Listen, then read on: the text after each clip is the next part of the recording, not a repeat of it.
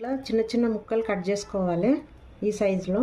కొంచెం నిమ్మకాయ, అల్లం పేస్టు కొంచెం సరిపోయినంత,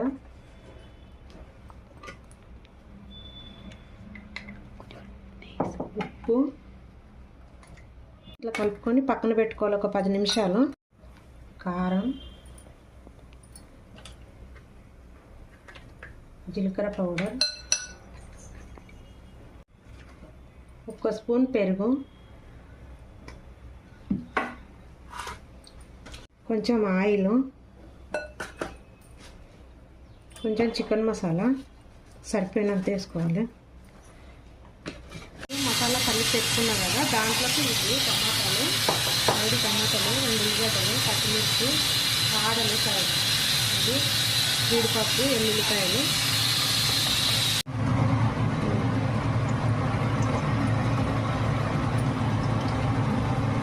ఉల్లిగడ్డలు,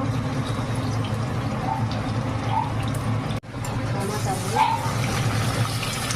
వెల్లుల్లిపాయలు, కొత్తిమీర, కారం, ఎండుమిర్చి,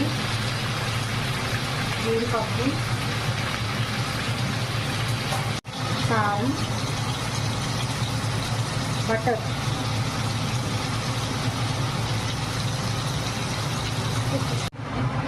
ఆయిల్ వేసుకున్నా కొంచెం.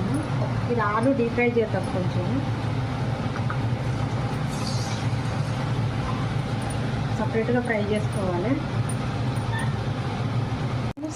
సాల్ట్,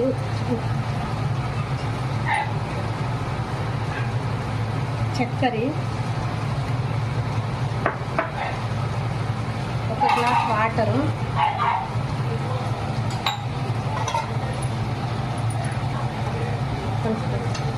గ్లాస్ వాటర్ వేసిన కదా, ఇది మొత్తం డ్రై అయిపోయినాక మిక్సీకి వేయాలి మసాలా.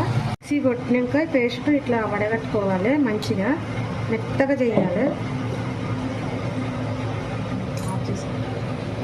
బటర్ వేస్తున్నాను, పేస్ట్, కారం, వడగట్టుకున్నాం కదా పేస్ట్, ఇది వేసేస్తాం. ఇందాక ఫ్రై చేసిన ఆలు. ఫైనల్గా ఇప్పుడు ఫ్రెష్ క్రీము, కొంచెం కొత్తిమీర. దీనికి బిర్యానీ బగారా రైస్ చాలా బాగుంటుంది. మేము బగారా రైస్ చేసిన.